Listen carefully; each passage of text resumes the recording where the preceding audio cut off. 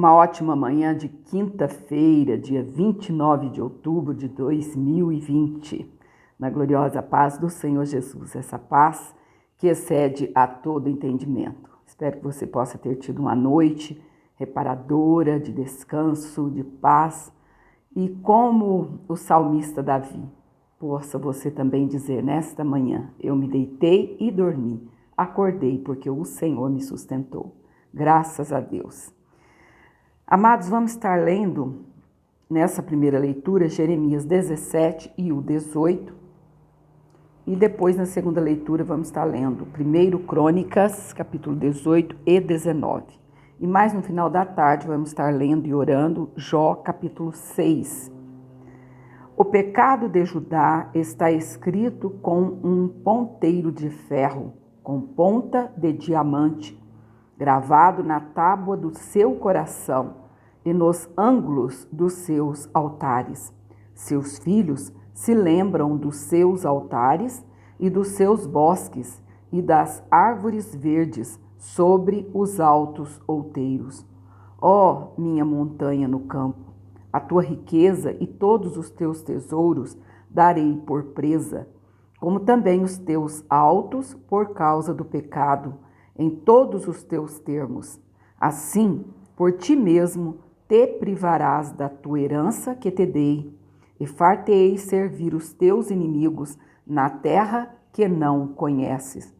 Porque o fogo que acendeste na minha ira arderá para sempre. Assim diz o Senhor: maldito o homem que confia no homem, e faz da carne o seu braço, e aparta o seu coração do Senhor. Esse versículo 5, bem pregado, bem falado pelos pregadores, mundo afora, não está dizendo que a gente não pode confiar no homem como um ser a quem se deve confiança. Como assim?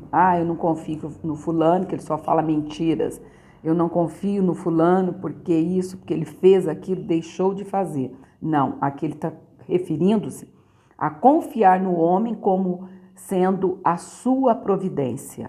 Ou seja, ainda que alguém, algum homem, algum ser humano te ajude, mas tudo vem do Senhor. Se o Senhor não tocar naquele coração, pode ser o seu pai, a sua mãe, o seu filho, a sua irmã, enfim, não importa, o seu esposo, a sua esposa, tudo vem do Senhor. Não confie que o homem por ele mesmo tenha bondade própria, justiça própria para te ajudar, mas saiba que tem que confiar em quem? No Senhor. Eu vou confiar porque o fulano tem dinheiro, porque ele me ama e assim vai. Não, vai confiar porque o Senhor é quem vai tocar naquele coração para que venha nos ajudar, da forma que for necessário. É isso que a palavra está dizendo. Porque será como a tamargueira no deserto. Aqui não é tamareira, é tamargueira. Não conheço esse fruto. E não sentirá quando vem o bem. Antes, morará nos lugares secos do deserto, na terra salgada e inabitável. Bendito o varão que confia no Senhor e cuja esperança está no Senhor. Perdão, é o Senhor, não está. Bendito o varão que confia no Senhor e cuja esperança é o Senhor. Ou seja, o versículo 7 está explicando o versículo 5. Não é que ninguém é digno de confiança. Não é isso.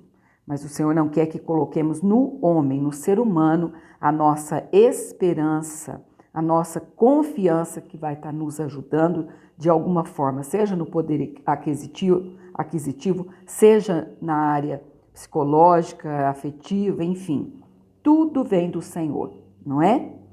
Porque ele será como a árvore plantada junto às águas, que estende as suas raízes para o deserto e não receia quando vem o calor, mas a sua folha fica verde e no ano de sequidão não se afadiga, nem deixa de dar fruto.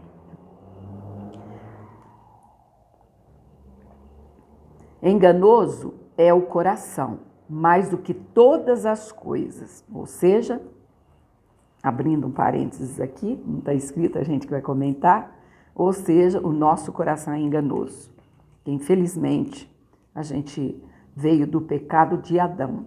E se a gente não tiver no nosso coração o Senhor assentado nele, por natureza, ele é enganoso. Então ele está dizendo, enganoso é o coração, mais do que todas as coisas, e perverso. Quem o conhecerá? Só o Senhor pode conhecer o nosso coração, amados.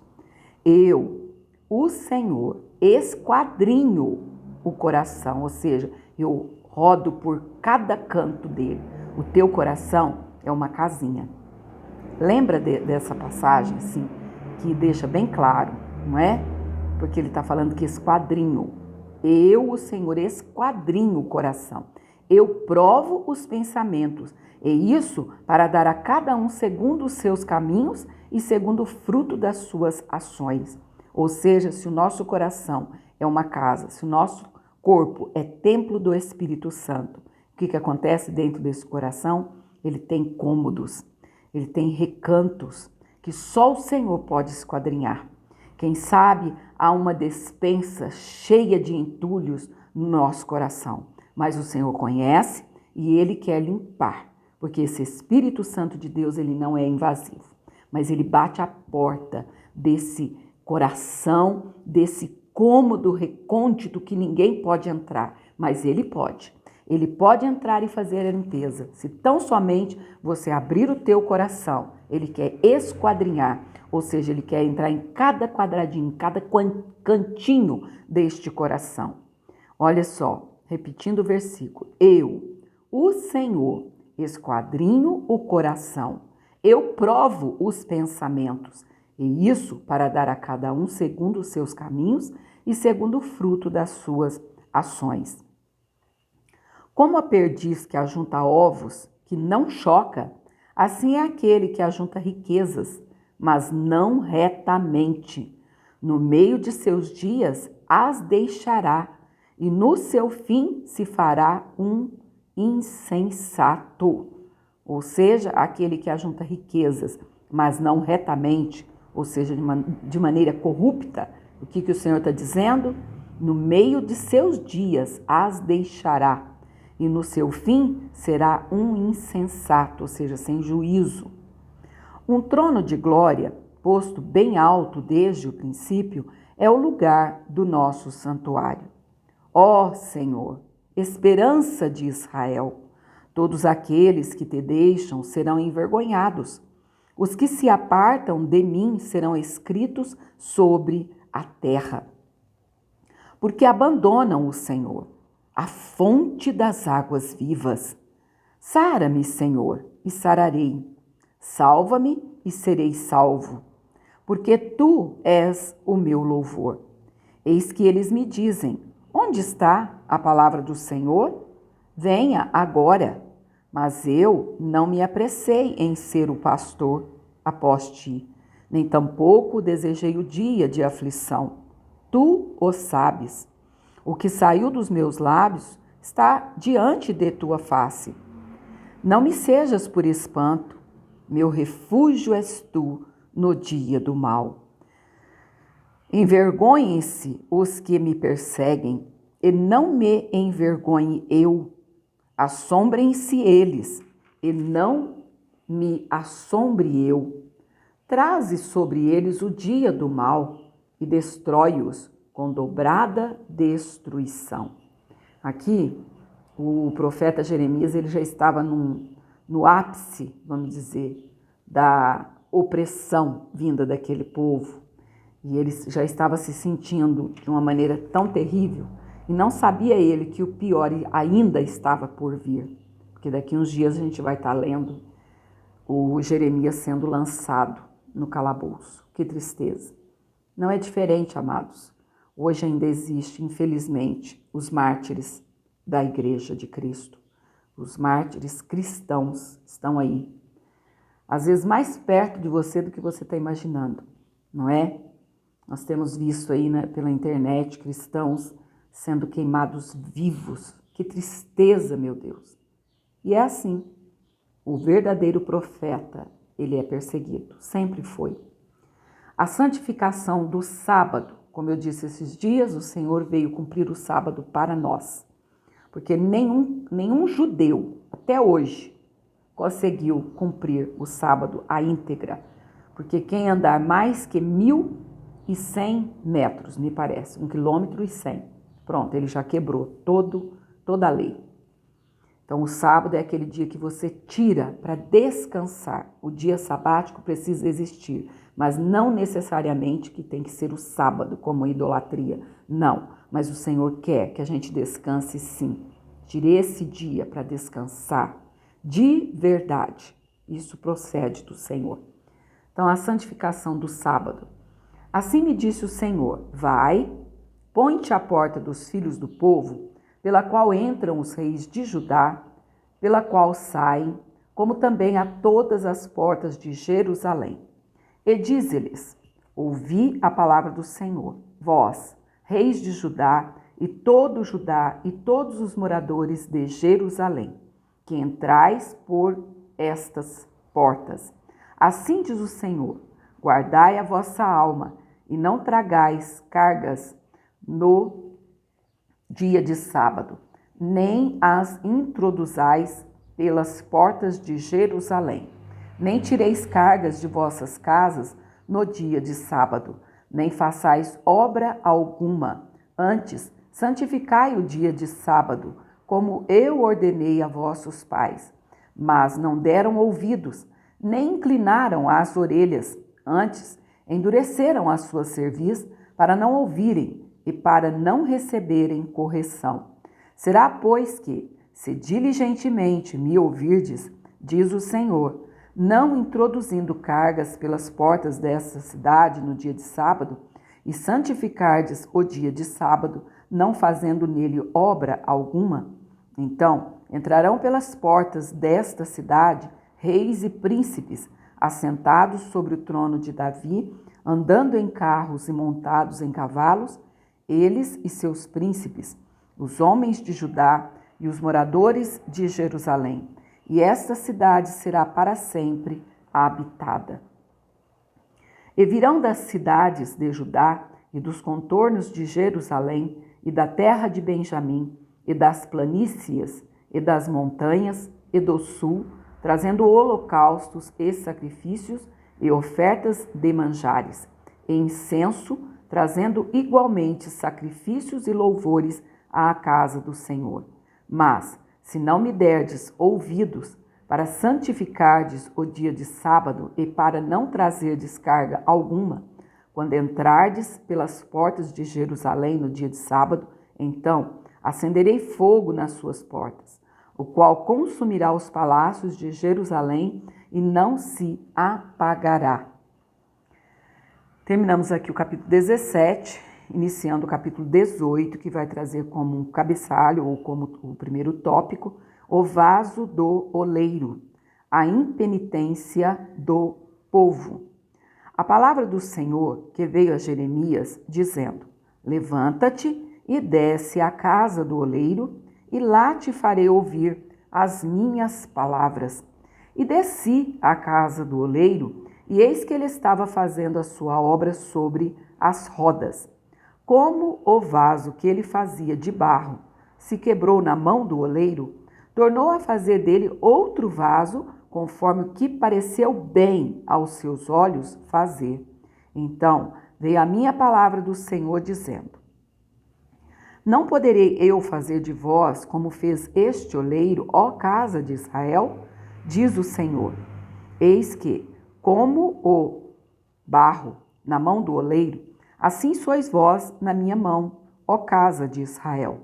No momento em que eu falar contra uma nação e contra um reino, para arrancar e para derribar e para destruir, se a tal nação contra a qual falar se converter da sua maldade, e também eu me arrependerei do mal que pensava fazer-lhe. E, no momento em que eu falar de uma gente e de um reino, para o edificar e para plantar, se ele fizer o mal diante dos meus olhos, não dando ouvidos à minha voz, então me arrependerei do bem que tinha dito lhe faria. Ou seja, depende de nós, o receber a bênção ou não. Deus promete, mas aí a gente, como diz a meninada hoje, pisa na bola, né? Faz tudo diferente que Deus mandou, então Deus não tem compromisso. Olha só, se a tal nação, repetindo aqui versículo 8 e o 9, contra a qual falar se converter da sua maldade, também eu me arrependerei do mal que pensava fazer. Ou seja, aqui é o contrário. Deus iria fazer algo mal, mas ela se arrepende. Como Nínive lá na frente vai se arrepender, não é? Daqui uns dias nós estamos lá em Jonas. E no momento em que eu falar de uma gente e de um reino para o edificar e para o plantar, se ele fizer um mal diante dos meus olhos, não dando ouvidos à minha voz, então me arrependerei do bem que tinha dito lhe faria. Por quê? Porque Deus tem compromisso com quem tem compromisso com Ele. Você quebrou a aliança? Responsabilidade sua. E isso até hoje, na nova aliança. Ou seja, depois que Jesus veio, o ser humano ele ainda tem livre-arbítrio. Ou ele aceita Jesus ou não. Ou ele rejeita Jesus ou não. Então é assim que funciona.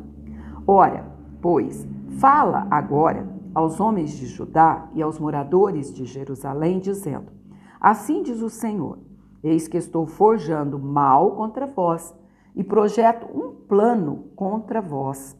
Convertei-vos, pois, agora, cada um do seu mau caminho, e melhorai os vossos caminhos e as vossas ações. Mas eles dizem, não há esperança, porque após as nossas imaginações andaremos, e fará cada um segundo o propósito do seu malvado coração. Eu já perdi as contas de quanto Deus usa Jeremias para dizer esta palavra. Segundo o propósito do seu malvado coração. Portanto, assim diz o Senhor. Perguntai agora, entre os gentios, quem ouviu tal coisa?